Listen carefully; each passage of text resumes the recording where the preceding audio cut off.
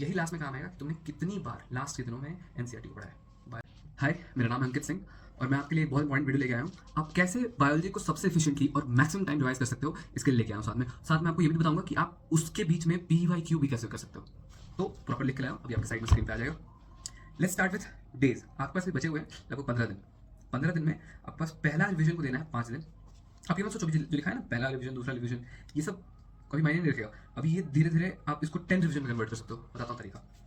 ये पहला रिविजन 5 दिन के लिए, सेकंड रिविजन में आपको लगेगा 4 दिन, दो फिर 3 दिन, फिर और 3 दिन, तो टोटल हो गए कितने? 15 दिन आपके लग गए। अभी आएगा, टेंशन मत। आपको क्या नहीं करना है, अगर आपको सिलेक्शन चाहिए तो आप अगर वो स्टूडेंट हो जिसको 340 350 लाना है, कैसे भी करके एक क्वालिफाइंग रैंक लाना है, पापा के पैसे हैं, हो जाएंगे, मतलब करा लेंगे प्राइवेट में। तो अगर वैसे हो या फिर और कोई कैटेगरी वगैरह है, तो इन दैट केस आप लोगों को कितना चाहिए? 400 450। अगर इन सब मार्क्स पे चाहिए तो आप लोग अभी जो बताने वाला हूँ इसको फॉलो कर सकते हो। अदरवाइज अगर आपको सिलेक्शन चाहिए प्रॉपर 630 640 ये सब मार्क्स रेंज हो जाएंगे, तो इसको छोड़ना पड़ेगा आपको। पहली चीज़, माइंड मैप एकदम बकवास चीज़ है। यूजफुल हो सकता है उनके लिए जो ये कम मार्क्स वाले पे थोड़ा सा इंप्रूव करना चाहते हैं। अगर आप प्रॉपर अच्छे वाले स्कोर में जाना है 355 आउट ऑफ 360, उस केस में जाना है तो इसे छोड़ना पड़ेगा।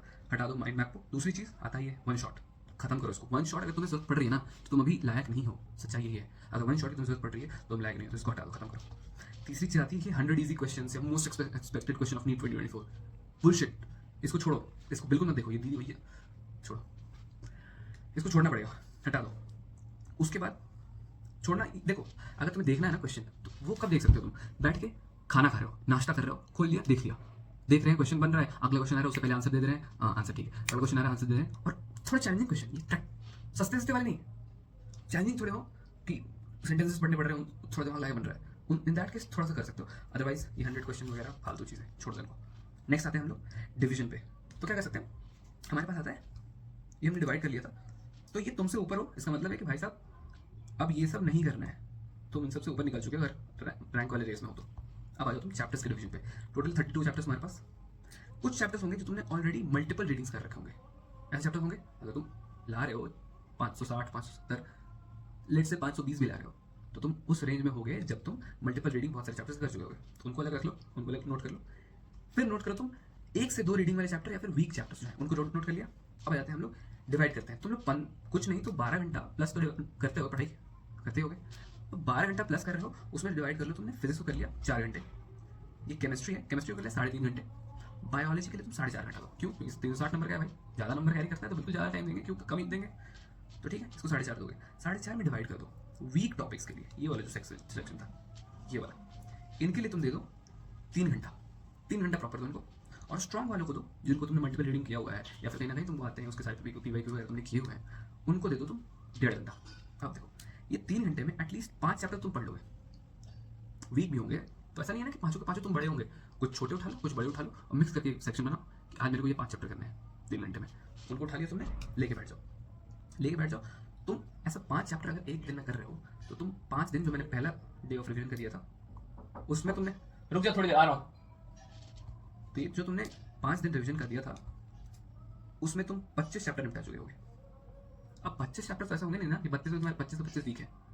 तो लेट से कि तुमने ये किया, रिपीट करके टाइम जो बच रहा है पीवाईक्यू में लगा दो। रिपीट किया, पीवाईक्यू लगाया, तो अब ये जो तुम सोच रहे थे कि ये 4 ही बार रिवाइज हो पाएगा, ये 4 बार नहीं हुआ ना, इसको तुम बढ़ा के 6 8 10 भी कर सकते हो। ये पहला हुआ, वीक वाले कर लिया तुमने। स्ट्रॉन्ग वाले देखो, स्ट्रॉन्ग तो आसान होंगे ना, ईजी वाले चैप्टर्स होंगे, तुमने बहुत बार किया होगा, तो पढ़ने में टाइम भी नहीं लगेगा। तो लेट से उसमें 1.5 घंटा तुम दे रहे हो, एक दिन में 4 चैप्टर करना है कम से कम। एक दिन में 4 चैप्टर किया, 5 दिन में तुम 20 चैप्टर करोगे।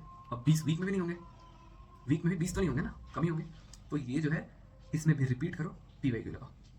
खूब सारे पीवाईक्यू लगाए तुमने, खूब सारी बार रिपीट किया, तो ये वाली चीज़ हो गया तुम्हारा पहले 5 दिन का। सिमिलरली फिर इसको 4 दिन में कन्वर्ट करने की कोशिश करो, फिर उसको 3 दिन में कन्वर्ट करने की कोशिश करो, फिर 2, ये अगला वीक फिर 3 दिन तुम्हें देना है। तो ऐसे करके टाइम रिड्यूस किया तुमने और एफिशिएंसी बढ़ती जाएगी और मल्टीपल रिविजन कर पाओगे तुम, और दैट विल हेल्प। यही लास्ट में काम आएगा कि तुमने कितनी बार लास्ट के दिनों में एनसीईआरटी को पढ़ा है। बायोलॉजी में तुम 650 आउट ऑफ 350 या फिर 360 तुम आराम से ला सकते हो। मेरे खुद आए थे 356 मार्क्स। आई टेल यू, अगली वीडियो में तुम्हें बता सकता हूँ, अगर इफ यू गाइस कमेंट, कैसे मैंने किया था शुरू से ताकि मैंने इतना अच्छा स्कोर किया था। इसमें सबसे मेन स्ट्रैटेजी है कि सिली मिस्टेक्स जो तुम करते हो क्वेश्चन को सॉल्व कर रहे हो, उसको रिड्यूस करना है। उसको रिड्यूस करने के लिए और स्पीड बढ़ाने के लिए बहुत अच्छा मेथड है मेरे पास, जो कि मैं किसी नेक्स्ट वीडियो में बताऊँगा। थैंक यू, इसको फॉलो करो, हेल्प यू।